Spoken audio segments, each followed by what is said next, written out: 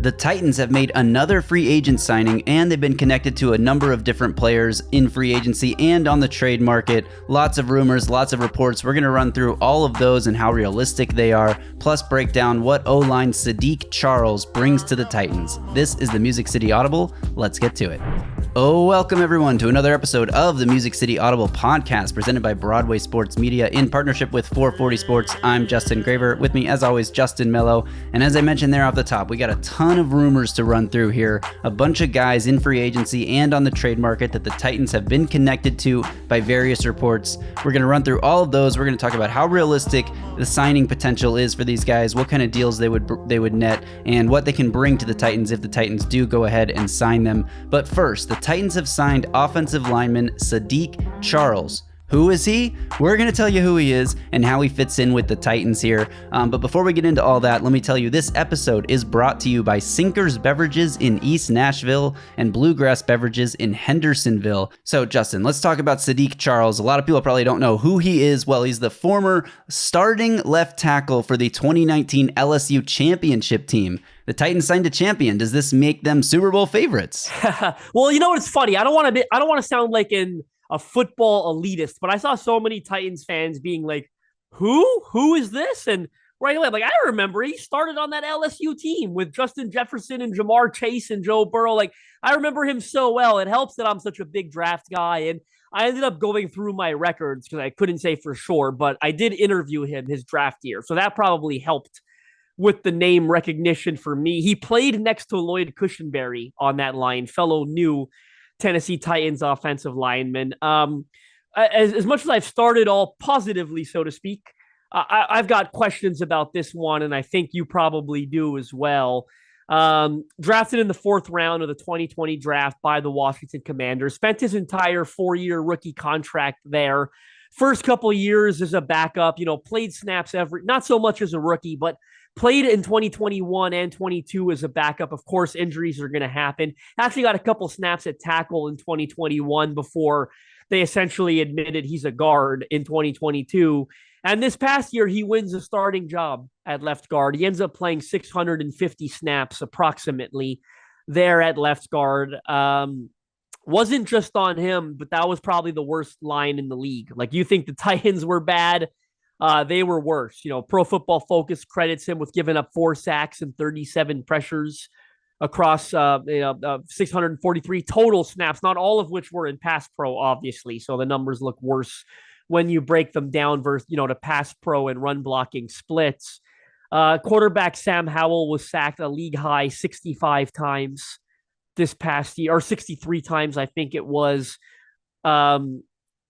Right, like there's questions there, right? And on top of it, if you're signing him to be like your 7th or 8th lineman, this is what's most curious to me, is doesn't it feel like they already have a bunch of those types on the roster, right? Like, I mean, maybe not so much on the interior, I guess, because if you're factoring that Skoronski and Brunskill are your starters, but you also have, Dylan Radins, who I hope and think is going to be the right guard, or at least get and if he's not a starter, and he shouldn't be the starting right tackle, to make my feelings clear, but if he's not a starter, he shouldn't be a swing, tackle guard, sort of what Charles is, right? And then maybe you flirt with Petit Friere or Duncan getting some reps at guard this summer, considering they looked so bad at tackle. So I thought, and the other thing that came to my mind, and maybe I'm fleshing this out too much, but is this a case of Rand Carthon, getting some of his guys there? Like, he didn't draft Petit Friere. I don't think anyone knows for sure, and I might regret saying this, but like, did Rand Carthon run the 2023 draft? Did Mike Vrabel? Like, we've heard so much of that stuff on both ends of the spectrum. Was Jalen Duncan a Rand Carthon guy or a Mike Vrabel guy, right? That might play a role in a decision to go get a different guy here in Charles.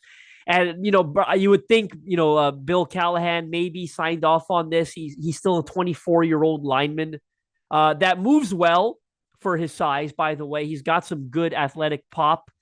The questions on him, and I saw, James Foster, our buddy No Flags Film, tweeted out a great compilation, and Mike Herndon did some stuff as well. But The question on him, and it's funny, it almost reminded me a bit of Petit Friere, right? Picking up stunts in games, like really difficult for him. Inside counter moves seem to always beat him, especially when he was out there at tackle. It's part of the reason why he makes more sense at guard.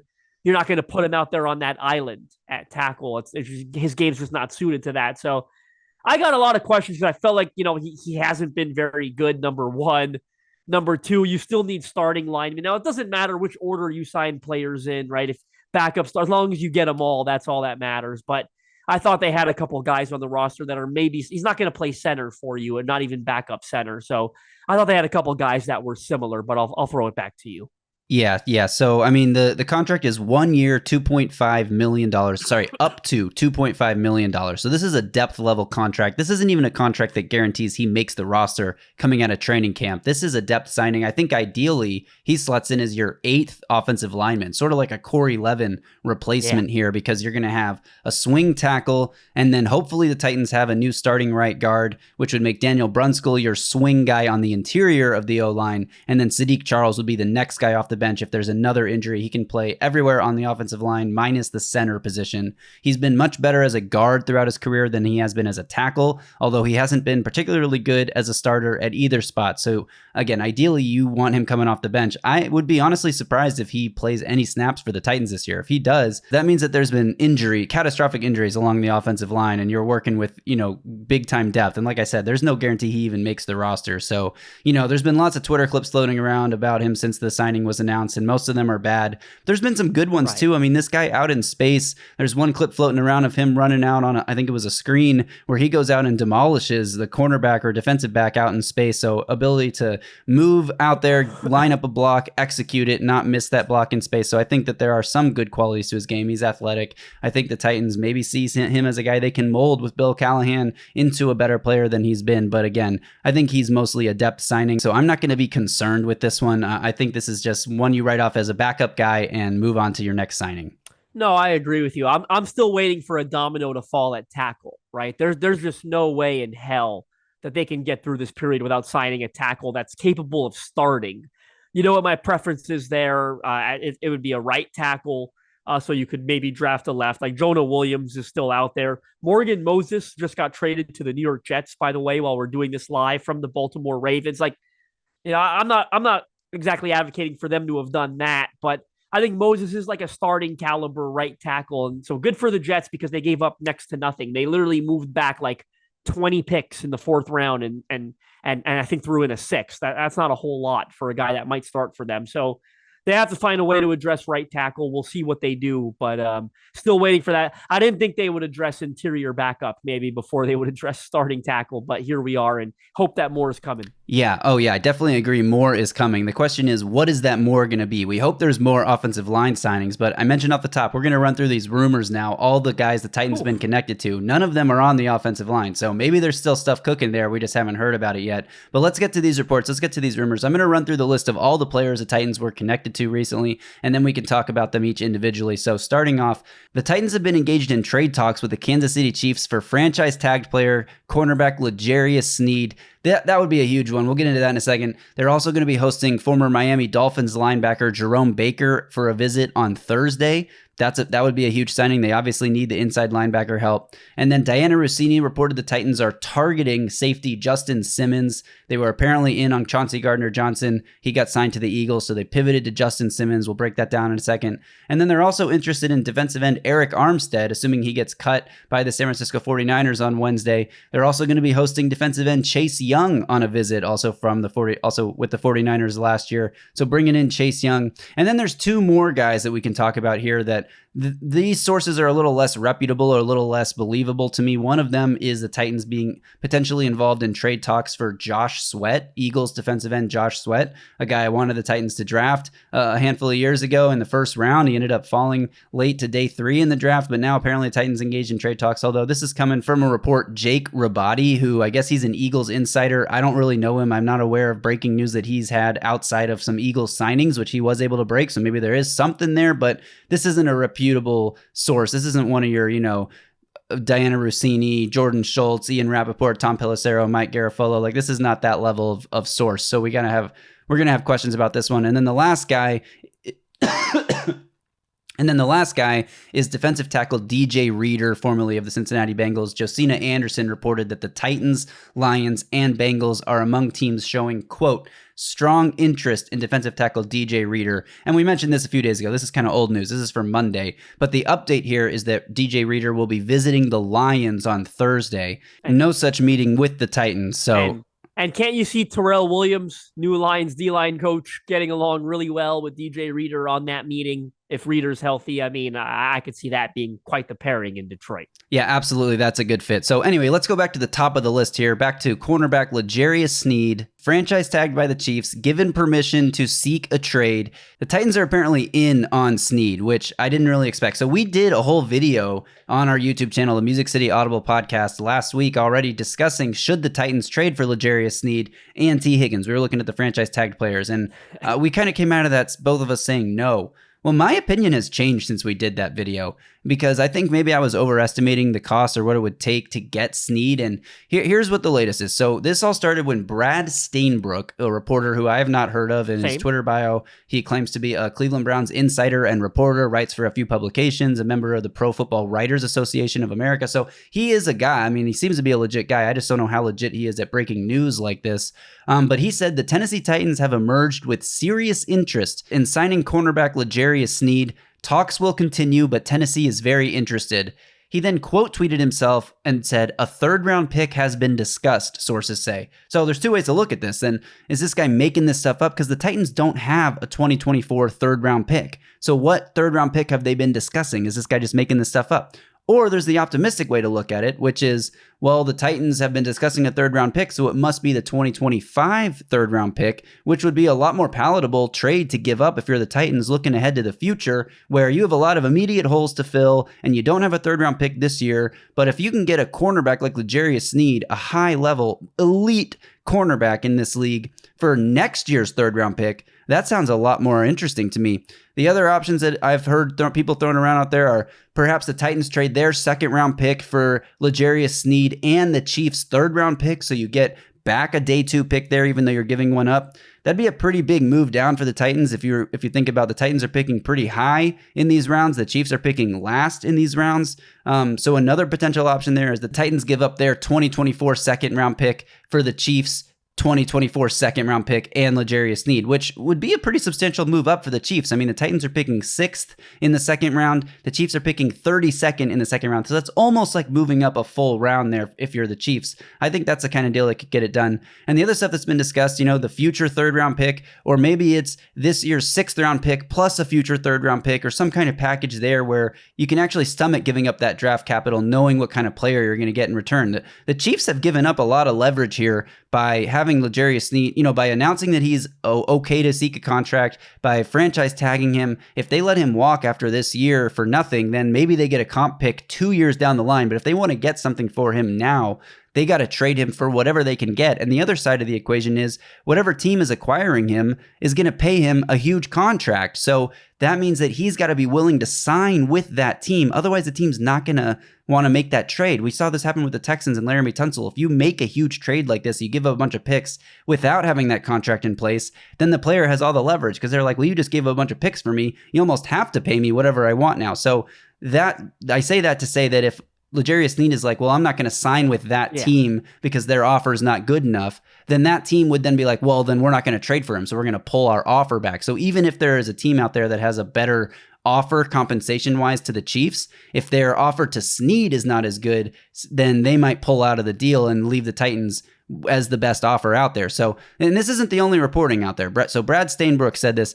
Aaron Wilson also said, Chiefs franchise player and lockdown corner L'Jarius Sneed is drawing interest from multiple NFL teams, including Titans in active trade scenarios, per league sources. No firm offer yet, but dialogue remains active in a fluid situation. And then Terry McCormick also tweeted, I'm told the Titans' interest in Chiefs cornerback L'Jarius Sneed is, quote, active, but another source said as of last night they had not put an offer on the table. Not having third-round pick is an issue. Titans can't afford to give up second-rounder and go a whole day without a pick. Would a 2025 pick work? So I agree with Terry there. Giving up this year's second-rounder and going all of day 2 without a pick, not an option for the Titans. They got too many holes to fill. They need to infuse this offense with young talent. We've been talking nonstop about wide receiver, offensive tackle in some order for the first 2 picks. So I agree. But the other scenarios I just discussed, I think would be possible and could be enough to get this deal done. But regardless, it's just crazy to see, this isn't speculation anymore. The Titans have real reported interest from 3 different sources that they are in on the L'Jarius Sneed sweepstakes. Well, I'm probably dreaming when I say this, but I'm going to back myself up in a second. If there's any chance in hell that the Chiefs are interested in a 2025-3, Paul Kuharsky pointed out, and he's right, that teams view picks that are a year away from being like 1 round lesser than the current year that you're in, right? So that might sound confusing the way I worded it, but if the Chiefs are interested in a 2025-3, I would offer them this year's 4th. You know what I mean? Because that's essentially what Paul is saying, right? That's the equivalent. Next year's 3 is equivalent to this year's 4th because they got to wait a whole year for it. So that's it. I mean, I want the Titans to target a corner with this year's 4th round pick. You know what I mean? So if you get L'Jarius Sneed for it, that's a no-brainer, in my opinion. I'll also add that sometimes, and this is the optimistic side of it, players don't always have the value that we think they do in trades, okay? I just saw you can't tell me that you would have predicted Deontay Johnson gets traded from the Steelers. Deontay Johnson's a legit number 2 receiver. I think you'd agree. A guy that's capable of putting up 1,000 yards. He's one of the best 30, 35 receivers in the NFL, hands down. He gets traded for a player and a 6th. So I don't think it's I love L'Jarius Sneed, but I don't think he's like a Jalen Ramsey in his prime, Darrelle Revis in his prime type of player, right? I don't think it's crazy to say he might be like a Deontay Johnson version of a cornerback. So if that's all it took to get Deontay Johnson, I don't think it's crazy to think the Chiefs might have to eventually accept a 4th rounder for him. That's my thoughts. Yeah, I agree. The fact that the Chiefs have already franchise tagged him, they're reportedly not working on a long-term deal. They've given him permission to seek a trade, and all the other reasons I just mentioned, the Titans would have the leverage here. The Chiefs do not have leverage, so they're going to end up having to accept an offer that they maybe isn't as good as what they thought just to get something for him. Or they can obviously keep him, let him play this year on the tag, and let him walk at the end of this season and get a comp pick 2 years from now. But that's a long time. It's a long ways away. I mean, maybe they think L'Jarius Sneed helps them get closer to a 3-peat, so they want to bring him back for 1 more season and not accept, lesser value in a trade. But I kind of lean the other way. I think something does get done. And the other thing about this is, we're hearing all these reports about how there's offers out there. The Titans are interested. There's teams active in trade talks. That indicates to me that the Chiefs are putting this out there because they are hoping to get a better offer. They're hoping to play the media up here to see if they can get, a bidding war going for Sneed to get a better offer for him because they're like, well, we have an offer. Maybe we don't really like it. But again, I think they're going to be forced to take it if they want anything for Sneed aside from just declining all offers and letting him play 1 more year on the tag. So that's where things are at right now. We'll see if anything gets done, but I do think this is real. This is not just baseless speculation. The Titans are interested in Sneed, so this is definitely something to keep an eye on here as we move forward. So me personally as a fan, I'm honestly getting pretty excited with all these reports about L'Jarius Sneed. I'm at the point where if the Titans don't make the trade for him, I'm going to be disappointed. I'm not there yet because I think they need another corner, and at the risk of peeing on your parade, so to speak, I think I'd rather sign Kendall Fuller in free agency than give up draft capital. This team is so starved of young players on rookie contracts. I like Sneed a lot, but the way they've approached free agency so far hasn't been overly aggressive. Now, that could change what all the other rumors we're about to address. They're linked to a ton of really good football players. And if they land a bunch of them, maybe it makes more sense, to trade for Sneed and try to contend for the AFC South this year. But as of now, the way the approach has been, adding guys like Charles and Kenneth Murray, guys we've got some questions about, I think it makes more sense to hold on to your draft capital and try to draft well because, God, this team needs young talent. Well, yeah, as long as they can actually go out and sign another corner, and because they definitely need one, trading for Sneed gives you one that you are absolutely certain about. The thing with Kendall Fuller to me is I think he's going to sign for a good bit of money, maybe close to Sneed. I mean, I don't think it'll be anywhere close, personally. I kind of think Kendall Fuller's contract is going to be worth more than what the Titans signed to Chidobe Awuzie for. So if that's the case, do the Titans do that when they could pay a little bit more money and the draft pick and go get Sneed, who's I think definitely a better corner than Kendall Fuller, who's still very good, but not quite on that same elite level. So we'll see where this goes. Anyway, let's move on to the next piece of news here. The Titans will be hosting linebacker Jerome Baker on a visit this Thursday. That's per Adam Schefter. And this is huge because we saw linebackers just absolutely flying off the board on Tuesday. There's not a lot of options past Jerome Baker now. I mean, the Titans did sign Kenneth Murray, so they got one inside linebacker, but they still need a second starter or starting quality guy. Jerome Baker actually fits really well next to Kenneth Murray, so that would be a good signing. I think if he comes in on Thursday, they can't let him out the door because beyond Baker, the linebacker options are just so thin now. And some of the players we talked about potentially targeting at inside linebacker on that Kenneth Murray episode, which was just like a day old, are already off the board, right? Willie Gay, I think, signed with the New Orleans Saints. Josie Jewell, I think, signed with the Carolina Panthers. This one would make a lot of sense. Now, look, I'm not going to use it to justify the Kenneth Murray signing because I see a lot of people already saying, oh, he fits so well and compliments. He would also fit well next to a guy that's good at doing the things that Kenneth Murray is bad at doing, right? Let's state the obvious. But Jerome Baker would be a candidate to wear the green dot, and call the plays. That's something he's done in Miami. That's something Kenneth Murray's not a good fit to do. And he's also really good in coverage, right? And that's something Kenneth Murray is bad at. And I guess the size-wise, Baker's a little undersized. Murray's at about 240, so I think, the size could complement each other. There are other things I really like about Jerome Baker. He was coached in his first year by Frank Bush, current inside linebackers coach for the Titans, so there's a connection there. He's essentially had like 100 tackles every year since he's been in the league. He's an extremely productive player. He's got a couple interceptions under his belt, ton of PBUs, couple sacks as well. This is a good football player, in my opinion, a good inside linebacker, a good starting caliber inside linebacker. I don't think the Dolphins would have cut him if they, money wise, this is what happens when you've traded for Jalen Ramsey and you've paid Tyreek Hill and traded for Bradley Chubb and paid Bradley Chubb. Like, these are the sacrifices you eventually have to make. They signed Jordan Poyer for 1 year, $2 million, right? Like, they're looking for value signings in free agency. Miami is right now. And Baker, cutting him saved them $10 million. Like, they needed that money. They didn't cut him because he's a bad player. They cut him because they tried to get him to revise his contract. He understandably said no. And I think this one's going to I think you and I are going to be back really soon, probably on Thursday, doing a full episode on this Jerome Baker side. Yeah, I totally agree. Just because the need is huge, the fit is perfect. I think you got to bring Baker in here. The only thing to watch out for is the medicals. He suffered a sprained MCL, injured wrist last year, so a couple injuries he was dealing with. But they're bringing him in for a visit, as I said, on Thursday. And the whole reason you do that is for a chance to check the medicals. And you could do that during a visit. Yeah. So again, just because the options left out there behind Baker are barren. You didn't even mention Patrick Queen signed with the Steelers. He was a guy we were connecting to the Titans big time. So not a lot else out there if they don't get Jerome Baker. So we'll see where this goes. But I agree, Justin. I feel like sometime on Thursday, we're going to be back on here taping our instant reaction to Jerome Baker signing with the Titans. All right, let's move on to the next guy on our list here. Diana Rossini reported the Titans are targeting Justin Simmons, safety, former Denver Bronco, who's still playing at a very high level. Obviously, the Titans have a big need at safety, and Diana Rossini reported that the Titans were looking at Chauncey Gardner-Johnson until he was signed by the Philadelphia Eagles for north of $30 million in contract value there. So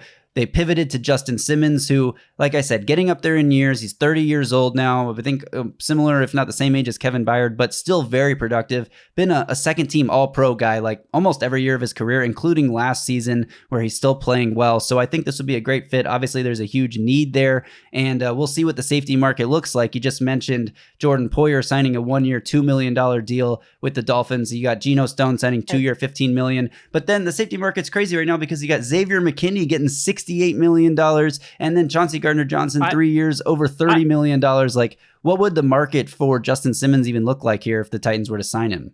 I'm sorry, I don't mean to cut you off, but I have no idea how Chauncey Gardner-Johnson signs a 1 year prove-it deal with Detroit last year. After entering the market, after he led the league in interception, he enters the market. His market's way cooler than he thought it was going to be. Signs a 1 year prove-it deal with Detroit, is hurt the whole year, does nothing, and then gets 3 years, $33 million from the Philadelphia Eagles. I don't understand. I spend hours every day researching the NFL, and I'll never understand how something like that happens. Justin Simmons, I'll keep it short. We've talked about they need to sign a safety, would be a home run signing, in my opinion. I don't care that he's an older guy. They cut ties with an older guy in Kevin Byard. Why don't I care? Because he's playing at a higher level than Kevin Byard is. I think he's aged a little better. than Byard has. It just happens, right? It is what it is. He's still a good football player. You said it's similar to Baker. I don't think the Broncos would have really cut him if they don't take on the largest dead cap hit in NFL history in Russell Wilson. These are the sacrifices when you have to make, again, excuse me, when you make a decision like that and take on like $85 million across 2 years in dead cap. Just can't afford Simmons. They needed the financial relief that came with releasing him. Good football player. We've talked about the Titans' need to add a safety. Right now, they've got Amani Hooker and essentially nothing else. Kayvon Wallace and Terrell Edmonds are both free agents, haven't signed somewhere else. Justin Simmons would be a home run addition next to Amani Hooker. I would love to see that in the defensive backfield next season. Yeah, I agree. And we can talk more about the fit and everything if this signing actually happens. But as far as how realistic is this, I think very. Well, interesting. Destin Adams, I believe his name is, covers the Colts for A to Z Sports. He's pretty connected with that Colts franchise. He said they're also interested in Justin Simmons. So Simmons may be choosing between AFC South rivals here. Yeah, and if that's the case, the Titans need to outbid the Colts. They Agreed. cannot let him go to Indianapolis under any circumstances. I don't care what it costs, because the Titans have this huge need at safety, and the fit is perfect. So we'll see if anything materializes there. Let's talk about the next rumor here on the list. The Titans are apparently interested in defensive end Arik Armstead once he will be released. It seems almost certain that he will be released from the San Francisco 49ers, and the Titans have interest there. I think the exact tweet from Diana Rossini was, teams are expected to have interest. That's teams, plural, are expected to have interest in Arik Armstead. Sources tell me one of them includes the Titans. GM Rand Carthon knows Armstead from his days in San Francisco. We've also seen reports that the Bengals and the Lions are interested, so the Titans will have competition here, but boy, would he be a perfect fit. I almost think he's... actually, I don't know. I mean, he could be the most important guy on this list, but then Jerome Baker is like the last serviceable starting quality linebacker, so I struggle to say that he's the most important. But as far as a Denico Autry replacement, a versatile guy who can play inside and outside, rush the passer, great against the run, really good run stopper, I think the Titans should do whatever it takes to bring Arik Armstead in. You said everything I wanted to say, okay? This would make the gut punch of losing Denico Autry, I think, a lot easier for me, right? Because he's a guy, like you said, he's got the inside-outside versatility. He's bigger, he's longer. He's like 6'7", 290. He's huge. Had a great year this past year, coming off an injury in 2022. 7 sacks this year. PFF gave him an elite passer rushing grade of like 85.1. This guy had a terrific season. He would be outstanding fit on this defensive line next to Jeffrey Simmons. The perfect replacement for Autry. And honestly, you kind of hinted at it. You didn't want to fully commit. I'll fully commit. I think I want this one even more than I want Jerome Baker and Justin Simmons. I really want both of those guys too, but I'm partial to D lineman. I hate that they lost Autry. I told you how I'm worried about this team being able to stop the run. He's always been a good run stopper and pass rusher. You would keep Arden Key in that sort of rotational pass rushing role that he was in last season by making this addition. So I would be over the moon with this one. Yeah, I think this one's got to happen if he hits the market, which all indications are he will. So, and by the way, I don't know if it'll have a huge impact on it, but the 49ers just acquired a D lineman in a trade as we're recording this, Malik Collins from the Houston Texans. I know they're different players, but I think they are preparing to cut ties with Arik Armstead. Yeah, I think so too. Okay, we got a few more I want to hit really quickly. Next one is that Chase Young is expected to visit the Titans. He will be visiting the Panthers and the Saints first. The Panthers visit reportedly will be Wednesday today. Saints, no timeline yet. The report was that Chase Young will visit the Titans after these other two teams. So interesting here. I'm not sure if they want to take a look at his medicals as well. A guy that the Niners traded a 3rd-round pick for during the middle of last season and have apparently no interest in re-signing. Bit of a red flag there, but if you're taking a flyer on a guy who has all the talent in the world and maybe just needs the motivation or the coaching to unlock the rest of his potential, I'd be okay with taking a flyer on Chase Young, because that kind of pass rushing talent, that pure talent, the Titans have never had somebody who can do what Chase Young can do. The question is, can he put it all together and actually do it at a high level for a full season and stay motivated and stay healthy? But this one to me would be an interesting flyer to take. I think you'd get him in as like sort of a rotational designated pass rush role, not an every down role, unless you can't get Arik Armstead for whatever reason. But this one's interesting, but apparently he will be visiting the Titans this week.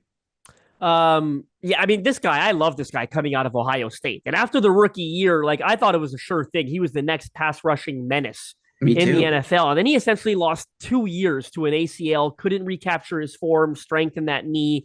It's been a really unfortunate roller coaster for Chase Young. I'm going to make a bold prediction here. And if it's wrong, I don't think I'll look stupid. It is what it is. I don't think this visit ever happens. I don't think he ever gets out of Carolina. I was kind of thinking the same thing. It's already been reported he's visiting there first.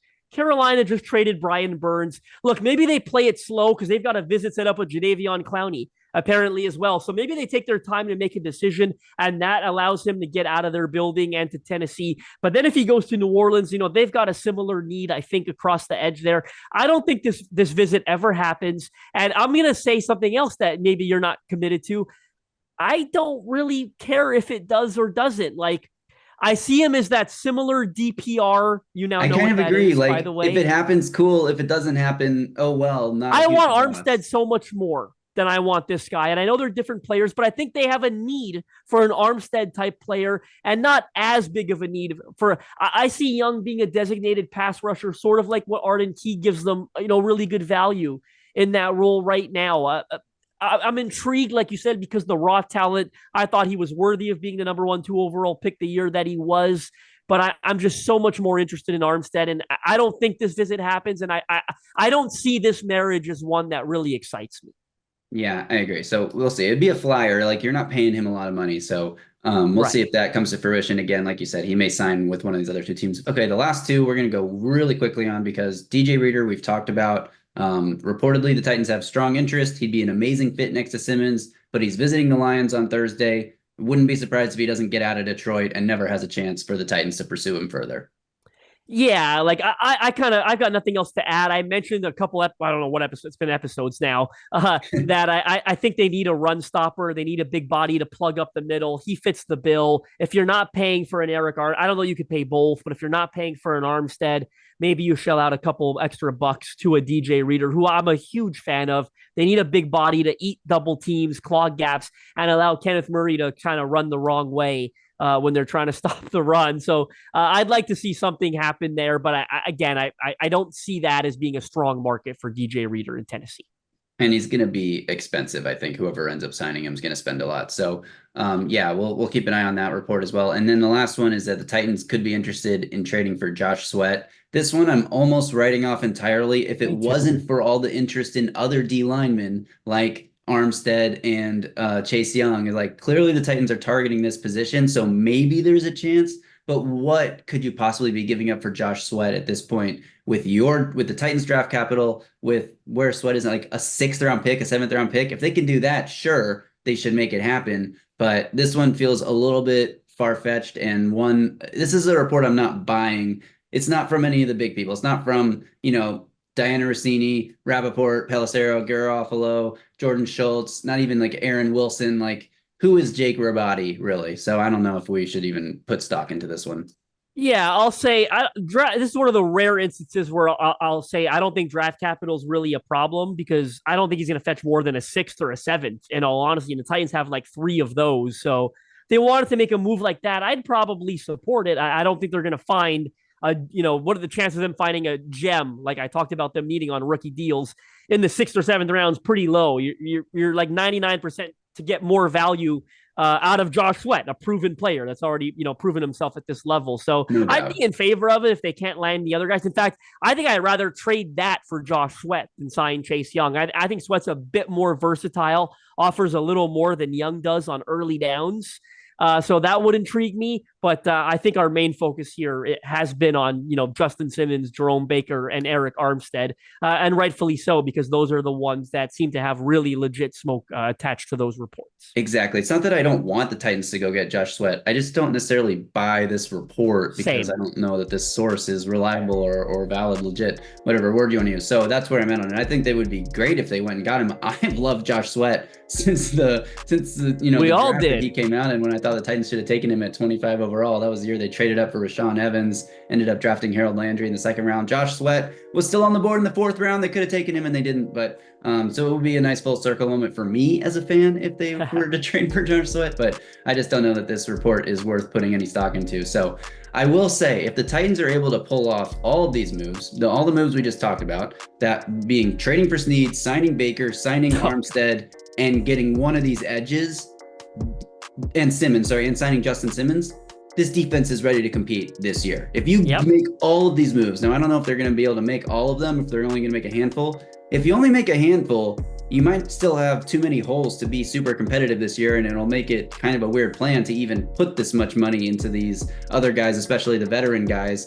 But if they get all of these guys, the Titans defense could be, I mean, they have to gel, they have to all come together and learn a new system and learn to play together. But that would be one of the most talented defenses in the NFL if they make all these moves.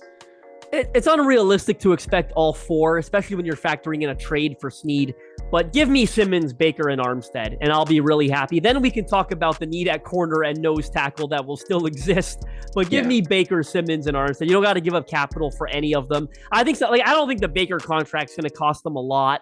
Simmons, being an older guy, I don't think would cost a ton either. Armstead's probably the more expensive one out of the three if I had to make a guess, but give me those three and I'd be very excited about it. Yeah, me too. So we'll be back again as soon as any of these signings are reported. We're going to hop on the mic, tape our instant reactions. We've got reactions up now to Kenneth Murray, Chidobe Awuzie, Lloyd Cushenberry, and Tony Pollard. Those are all in the audio feed and in the video, the YouTube feed. So check those out if you missed them. Make sure you're subscribed to the Music City Audible podcast. Turn on the notifications bell so you get an alert when our next video drops, because we're going to be reacting to every signing, like I said. And a reminder, this episode has been brought to you by Bluegrass Beverages in Hendersonville and Sinkers Beverages in East Nashville. Justin, we'll be back soon. We're going to be back real soon. Eventually, we're going to have a backup quarterback to talk about too. Right. And we'll do a whole episode on that one, because you know they're targeting someone there. So, and a kicker. That's right. The kicker, I guess. Unless they re-sign Nick Folk, maybe we won't do a whole episode. But we're going to be back soon, real soon. Maybe later today, maybe tomorrow. This is turning into a daily podcast right now, which has never been the thing for us. But free agency's got everyone hyped up. We're hyped up about it. We're making time to do these daily. So we appreciate everyone's support. The podcast numbers have been fantastic over these last couple of days. So we appreciate everyone. And we'll be back really, really soon, probably before you know it. Yeah, probably maybe later today. We'll see. So thanks everyone for tuning in. Until next time, y'all stay safe out there and tighten up.